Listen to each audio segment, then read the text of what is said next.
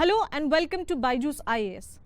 Today in this session, we have a very special guest from legal fraternity, the Additional Solicitor General of India, Aman Lekhi sir, who has been associated with many legal issues. Welcome sir. Sir, as we know, every matter of public interest is not a matter of PIL. So what do you think? What are the importance and the challenges of PIL? PIL, I feel, is a very important litigative tool. It's an instance of judicial creativity at its most innovative best and has a very significant role in our jurisprudence. In fact, it makes the Indian jurisprudence stand out for the way in which it is devising a litigative strategy to address very important legal issues. Why is it that PIL is important is because access to justice is a human right which it bears out, and there is an element of participation through which accountability is enforced in various aspects of public life. And because litigation is essentially interstitial in the sense that there is intervention when warranted, which PIL facilitates. And the way in which PIL has panned out, whether it is human rights, whether it is probity in public life, or whether it's environmental issues, it has borne out its significance. That said, what has to be kept in mind is that there is a comity of instrumentalities. And this comity of instrumentalities is basically integral to our legal structure. While entertaining PILs, the courts therefore cannot lose sight of this limitation. And while it has a normative use, in the sense I have just disclosed to you, the instrumentality of it has to be conditioned to respect coordinate institutions. So the role of a PIL must be limited to issues which the courts are capable and equipped to handle, and should not venture into areas which is not their remit. With that limitation, PIL should be acknowledged as a very, as I said, a very important litigative tool, and must definitely be celebrated for the way in which it has evolved in this country. Yes, there have been aberrations, but in every system there are aberrations. That aberration doesn't necessarily mean you discredit the activity altogether. So I feel PIL is important with the limitation I just pointed out, which can only enhance it. And the Supreme Court has, in the course of evolving jurisprudence, brought in conditions under which it follows for the purposes of filtering out PILs which are not, which do not fit the category, which also must be kept in mind, specifically dealing with the content, the bona fides, and of course the people who are bringing the issue before the court. And before I conclude this particular facet of it, what makes PIL stand out from other litigation is it is not adversarial, and it dilutes the rules of standing. And in diluting the rule of standing, it facilitates easy access to court. Easy access to court may be abused, yes, but nevertheless access to court is very significant in any polity. Thank you so much for giving immense knowledge about PIL. Sir, I have a second question which is related to doctrine of colorable legislation. This maxim is quite famous, which says what cannot be done directly cannot also be done indirectly. So if you can explain something related to doctrine of colorable legislation. Well, doctrine of colorable legislation draws on limitation on power, and what it actually acknowledges is that the parliament or legislature is not omnipotent. And it cannot be omnipotent because we have a written constitution. And as we have a written constitution, there is not only a division of legislative power, which is in fact spanned over the various entries that are there in the constitution, there are other constitutional innovations also. So these are the limits which are there on a legislature when enacting laws. That is, every legislature must stick to its field, which is constitutionally sanctioned, and must be conscious of the limitation which the constitution imposes. The doctrine of colorable legislation comes in because there may be instances where there may be transgression of these limits, and transgression of these limits in a covert manner. Covert manner in the sense that while it may seem that the legislature is within the remit of its power and is confining itself to the area in which it can legally operate, what it actually is doing is something which is beyond its competence. And this excess, which is manifest in the exercise, is however veiled to make it suggest that there is in fact competence which it lacks. So what you very correctly mentioned in the beginning, doing indirectly what you cannot do directly. It is an attempt to overcome the limitations within which alone a legislature must operate. And this is very important for a federal polity, which a division of power in any case, and there is also a check on the transgression or violation of fundamental rights, which is another check, because fundamental rights is also a check.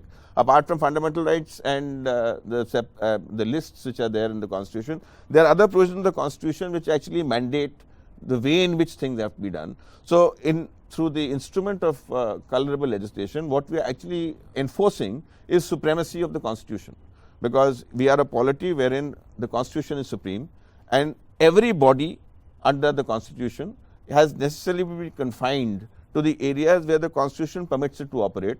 Colorable legislation will therefore apply to legislature.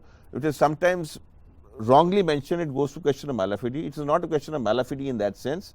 It is a colorable exercise of power, of fraud on Constitution, where the limits are sought to be transgressed.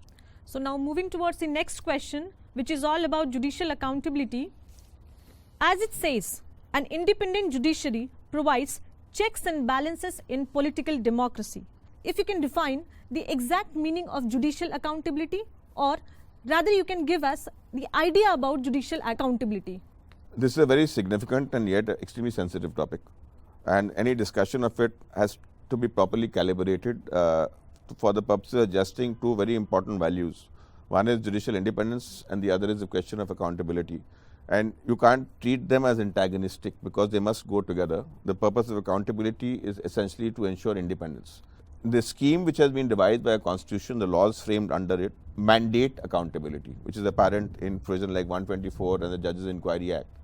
However, that deals with extreme situations of proved misbehavior or misconduct and therefore result in impeachment.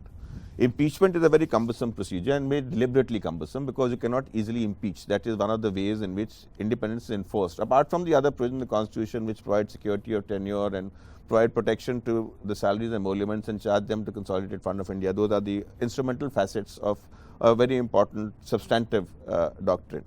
However, over a period of time it was found that this is inadequate because there may be cases of misbehavior which do not warrant impeachment, but they yet require to be addressed.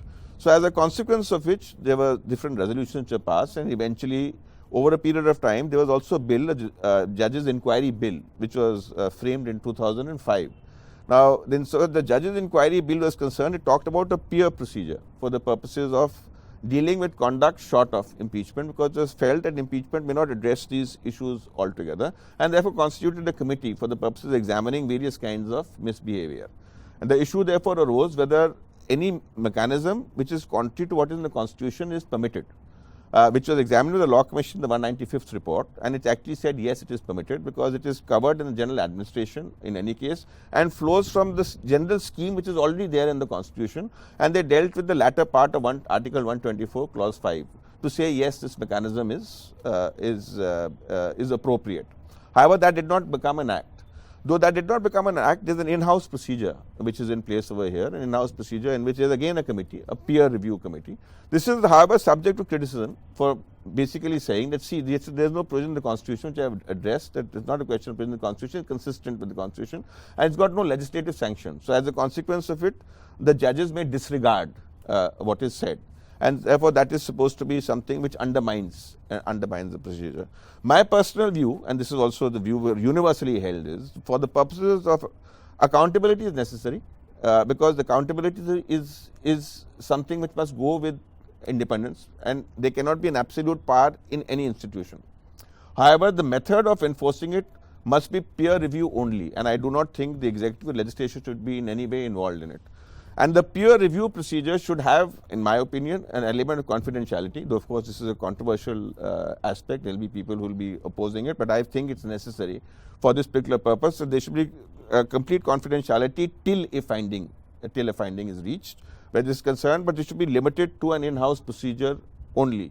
And what may be necessary essentially in that event is to evolve, and that is necessary across system, to certain constitutional conventions for the purposes of ensuring that the want of a statutory basis does not in any way detract from the efficacy of the system, because the judges must be insulated from any kind of pressure, influence, any kind, and we are a very litigious and at times extremely polarized society, and judges should not actually be a victim of any strategy to either discredit the institution or the judge in question for whatever he is doing. So, it has to be a peer review. only of a judge's conduct, which should result in a particular outcome. The issue is how is the outcome to be enforced would necessarily may involve the bar associations too, and I would suggest in that event, in the existing scenario, if it's an outcome which is against a particular judge, requiring say an advisory or a reprimand or withdrawal of work too, which may happen, that will be in the exclusive domain of the Chief Justice, who can actually do it. An issue which arises there, the judge in question may at that point of time respond as to why that is so. In a particular case, the reasons may become relevant, which may be examined by also the bar association if necessary, and because no one would know courts or judges as well as lawyers, and you cannot, in my opinion, exclude lawyers from this particular mechanism also. A peer review with a check in some way devised to involve lawyers in some manner would be the most efficacious way to deal with the question of accountability, but the condition which remains non-negotiable is that this cannot travel outside the court or outside the court architecture. That is, it should remain within the judicial framework with no involvement of the legislature or the executive. Though the question of impeachment has been said in the Ramaswamy case, it's a political-legal process, but we are not talking about impeachment. This is a sensitive issue. It requires to be addressed. It needs to be addressed, but it can be addressed only through mechanisms which will require some element of responsibility on the part of each actor, because it will be a test of their commitment to the oath of office which judges take when they actually assume office. So, a very important topic, yes, but needs to be sensitively handled, should be kept out of political controversy, and should not be made part of any agenda, because it is necessary for the judiciary that, and I don't think anyone in the judiciary is afraid of accountability. No person in authority can ever be averse to accountability, because if the responsibility is discharged with fidelity, the question of scrutiny is not something which will threaten anyone. Okay. So, moving towards the next question, which talks about the Prevention of Corruption Act 1988. Sir, your innovative argument has been accepted by the Supreme Court. So, sir, how far do you think the recent changes in Prevention of Corruption Act can help reduce corruption in India? I personally feel that the amendments are significant and would definitely address the issue of corruption well. What is important is the important notable changes being brought about by the Act cover a time span within which the trial will be concluded. Of course, not enforceable, but nevertheless a start, and the legislative policy is apparent. In addition, it's specifically dealt with the question of giving of bribes. It's a very important issue, because we can't talk of corruption as something which is alien, and each one of us is responsible for keeping the society clean. And we have to stand up to be counted by not creating a situation where corruption in any case flourishes.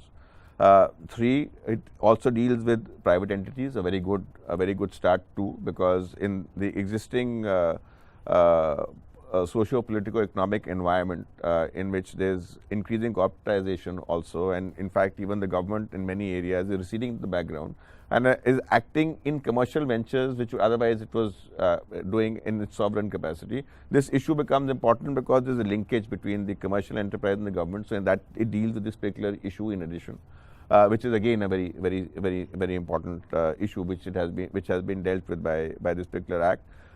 Some comment has been made on the amendments of criminal misconduct issue, which I think are misconceived, because if you look at the issue of criminal misconduct, it more or less retains what has been said initially, because they got added section 14 to that too, and has concentrated on the issue of misappropriation and excessive assets, which in fact is an indication of corruption, and in that particular case the penal provisions remain intact.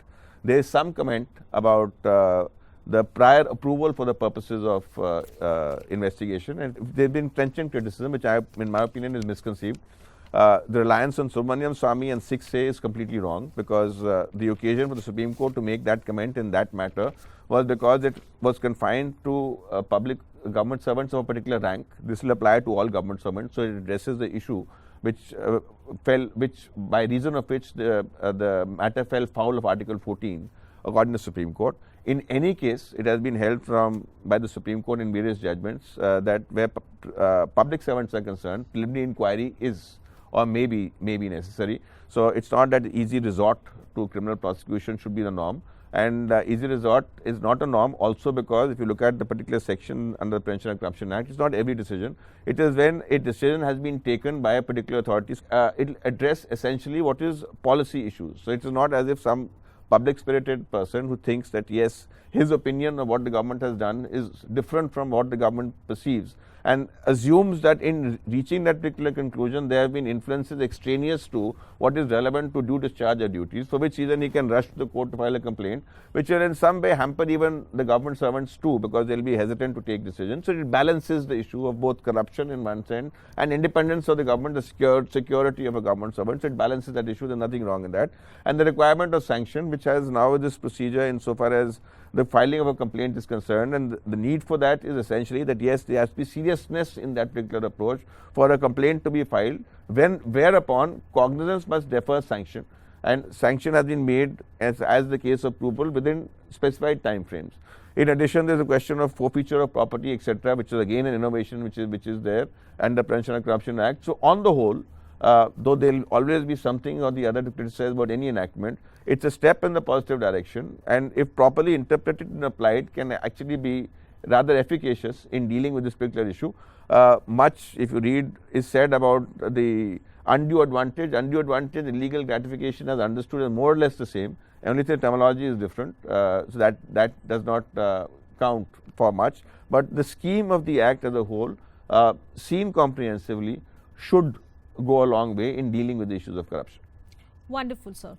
Now moving towards the next question, the burning sensation these days, right to protest. Sir, the Constitution guarantees right to protest in a free society. But the question is the right to protest in India a protected fundamental rights? Absolutely. Right to protest will always be a fundamental right. The question is not whether it's a fundamental right or not. The question is what you call protest. Now, the problem here is that what are actually not protests, in the sense protests are actually conceived in the Constitution, under the Constitution, are given this particular description of protest to claim a right which otherwise the so-called protests don't have. And why I say so is that you cannot, for the purposes of protest, disregard the fact that, as you very correctly mentioned, where a system gives you that particular right, you cannot use that right given you by the system to undermine the system as such. The right which the system gives, you throw allegiance off to the system and undermine the system altogether to remain in a state of disobedience to established law and call it protest. You are misdescribing what you are doing, because that is not protest, that's a criminal wrong. And that's because that's a criminal wrong, any legal sanction to deal with it is as justified as the right to protest which is guaranteed, because what is guaranteed is the protest and not the wrong. So it is not a question of protest. If you have the freedom of association, you got freedom of assembly, you got freedom of speech, you have the right to protest. Protest should be part of every political culture. Protest is basic to democracy. But the point is, you cannot enlarge that right to transform it into something which the Constitution doesn't conceive, which right is not conceded, and which is used for the purposes of in some way throwing off allegiance to the system. No. So azadi, in my opinion, is not protest. Stone plate pelting on the ground that, see, there is an invading force. It's not an invading force, it's the government established by law in a territory which is India. That's not protest. You cannot invoke these principles for the purposes of calling these protests, because then you are assuming something which otherwise you have to first establish and claiming to yourself a right which is otherwise not available to you. So right to protest is there, but at least let's get to know what will constitute protest. Insurrection? No. We are a polity governed by law. The law gives us rights. The right includes the right to protest. Invoke it in the manner the law gives it, and don't stretch it into something to make it something totally different. Wonderful. So now we have balanced view about right to protest. Moving towards the next question. This question is all about police reforming. As we all know, India's existing policing system suffers a series of deficiency, whether it is a matter of understaffing or, for that matter, accountability or police-public relationship. Here the question is police reform. Sir, what kind of reforms do you see in police servicing? Well, public order is a condition precedent for any society governed by law, and it's absolutely imperative for a good life. And this is where policing comes in. But when policing comes in, what the change which is expressed in the police bill of 15, if I recollect correctly, it should not be seen as a force, it should be seen as a service. This is very important. This distinction has to be kept in mind, because it was originally devised by the British to perpetuate the empire. It was pursuant to some commission which after the mutiny the British had actually commissioned for the purposes of devising the Police Act of 1861. Now, this issue has been examined at different levels over a period of time, whether it's a police commission, whether it's the various committees which is there, whether it's the Supreme Court, whether it's the Administrative Reform Commission, the review of the working of the Constitution. It has been examined in various issues, and a few things stand out. And the things stand out essentially, which you correctly mentioned, is the issue essentially of discipline, of segregation of the policing activities from the other activities, the organizational issues, particularly what you mentioned correctly about it being understaffed, which enhances the gap between those number of people prescribed per thousand of the population with those actually mandated to be there. And of course, the question of the service conditions, accountability, etc., amalgam of issues. But I'll deal with them basically in three heads. One, I would say it's professionalism. And when you deal with professionalism of the police force, you have to basically also give in what you very correctly mentioned, the question of community relations. Community relations, keeping in mind that you are not an occupying force, that you are a service. And service for a particular purpose. What is the purpose? Public order. Public order, which is a condition for government. So that is the question of professionalism. But how do you bring in professionalism? For bringing in professionalism, you have to provide facilities. And facilities, then you have to have career opportunities too. And you should also have attendant benefits for the purposes of making policing effective. Now, there is lacking on all these counts. Why? Because as you very correctly mentioned, the largest proportion is the lower ranks. Now, who constitutes the lower ranks? So, the educational qualifications, the proportional avenues, the facilities relating to service, the conditions relating to residence. All of them have to go, because a person has to be happy if a person has to work. These questions cannot be disregarded. So, this deals with this particular issue. Then, the weaponry which is involved, the movement which is to be required, the other facilities which are needed for the purposes of policing. How is the person going to be effective as a policeman if these issues are not? There are various reports are there. The weaponry is obsolete.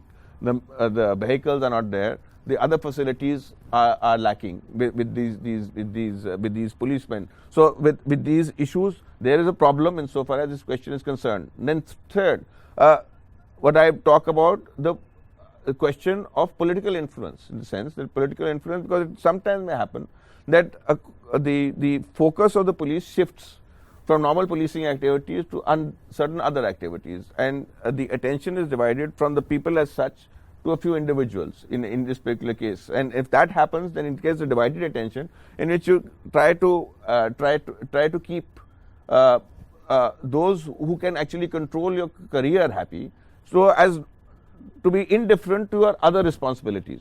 Here comes very important issues which have been incorporated both in the Model Police Act, they are there in the Police Bill, which are part in Prakash Singh judgment. Why and what are those things? Those things basically are, they talked about a Securities Commission, they talked about Establishment Board, they talked about a Complaints Authority. Now, this insulates the police from any kind of influence. It keeps them away from that executive, guarantees to them certain rights, provides for them certain facilities, and yet holds them accountable, because you have that particular issue. The problem with the Model Police Acts, when this aspect is concerned, is that the various states who have formed these acts, in constituting the bodies, have either acted differently from what Prakash Singh has said, or from the original mandate of the law. Because the manner in which these bodies are constituted is very important, because you need to have, if you want to insulate the police, you want to make it effective, and you want to achieve the objectives, how you have to man these organizations become important. But the various acts do not man these organizations, so there is formal acceptance of this particular issue, but at the same time no real growth, movement on the ground. These are issues which we have to in any case deal with. Apart from that, community policing becomes important. Why? Because community policing, insofar as the person is concerned, the first point of contact should be the beat constable. And this is necessary also in the surcharge environment of today, not for the purpose of spying, not for the purposes of collecting information, purposes of blackmail, but only for the purposes of finding out what is going on what is going on and to what should the government or the police authorities be in a position to address. And apart from the beat constable in cities, the way in which you're going to deal with the villages. In what way are you going to have in some way a sensitive, responsible force there, because the people involved in the villages will not be as well informed as those in cities, and because they will not be well informed, the purpose of their access and their protection will lie in those who have been vested that particular authority, who therefore have to be trained in a manner which is appropriate to deal with the situation. And finally, a controversial topic of special police officers, which this question comes whether they should be special police officers or not. I think special police officers may be considered because of the understaffing. In any case, the prior requirement is to get rid of the vacancies, but carefully calibrated mechanism for the purposes of associating individuals with the policing activities can also be considered for this purpose. So it's a holistic perspective, whether it is the organizational, whether it's institutional, or whether it's political, needs to be seen for the purposes of improving the policing in India. Thank you so much, sir. And definitely his ideas, his knowledge is going to help all the viewers. Thank you so much. Thank you.